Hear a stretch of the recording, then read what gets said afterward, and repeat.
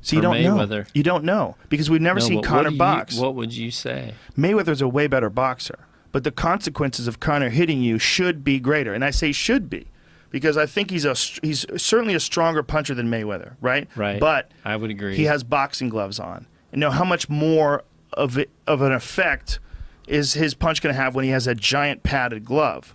I would assume there's going to be a diminishing for sure amount of the it would impact. be less. Yes, for sure. But how much? Also, the ability to block punches. It's far easier to block punches when you have big gloves on. Because when you have big gloves on, if you watch a guy like Floyd, he catches it's a punches. Shield. Yes. Right. He catches punches, and or even deflection. And he's magical at moving away with them. Like he gets hit, and he's hopping away on his feet, so you're catching the end of shots. I don't know. Conor, as much as, I'm not a UFC buff, but all I can say is I've seen Conor McGregor shots go in when I didn't even know they were going there.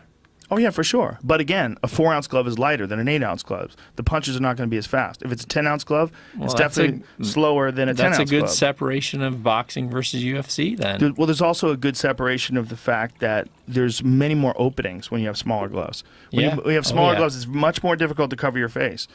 So Conor has extraordinary power. He's got extraordinary movement, and he's bigger. He's a far bigger guy. He's a big-framed guy, and he's strong and young. Floyd Mayweather is 40 years old. He's arguably the greatest boxer of all time. He's a phenomenal craftsman. Like, the way he understands the art of hitting and not being hit is extraordinary. Because he's not running away from guys. No. He'll stand right in front of you. Right? Yeah. He'll stand right in front of you and be untouchable. He's only been rocked, like legitimately rocked, maybe twice or 3 times in his whole career. He's outstanding. What if you took those away? What if you took when he got rocked versus when Diaz choked him out? Do you think? What are you talking about? We're talking about 2 different fighters. Well, what do you think? When Conor McGregor got choked out by Nick Diaz, or if you take Floyd Mayweather out, got rocked? No, I'm talking when Conor got hit pretty hard and he came back, versus when Nate just choked him out. If you eliminate Nate choking him out, do you think he's got the heart to really stand through a full fight with Mayweather? Well, he certainly does, because he went through a full fight with Nate Diaz.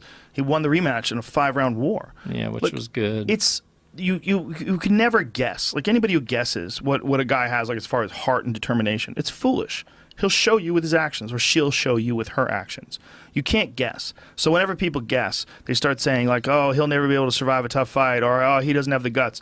Then you mistake, like, your understanding of what you see in front of you for what's going to happen. And that's what a lot of people did with Muhammad Ali versus George Foreman. It's a lot of people do in a lot of fights. One of the things that makes this fight intriguing is we've never seen Floyd box a guy like Conor McGregor, and we've definitely never seen Conor McGregor box, especially at a level that that Floyd Mayweather is at. So him coming from being a 2-division UFC champion will help his confidence. He'll be scary. And one of the things that he said that's a psychological thing that no one could ever say to Floyd before, he said, listen, the way he goes, the only reason why this thing is fair is because we're playing by boxing rules. If it was a fight, I would fucking kill him. And the way he said it was like 100% accurate. 100% accurate. And he said in saying that something no one's ever been able to say to Floyd. Yeah. I will fuck you up. Like, and Floyd's going to know that at any moment. If Conor wanted to slide a little back and start kicking his face or kicking his legs out from under him, he would know what the fuck to do. Do you think he knows how to block a wheel kick? He's going to get kicked in the back of the fucking head. Say Conor popped the referee and then just wheel kicked Mayweather.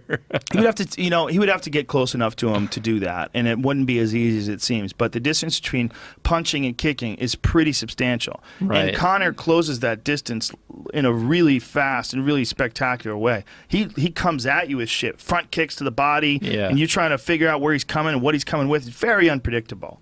So I think in a boxing match, if you have $100 and you have to bet on someone, the odds are going to most certainly favor Floyd Mayweather because it's a boxing match. If it was a fight, it would be 100 million to 1 that Conor McGregor would fuck him up.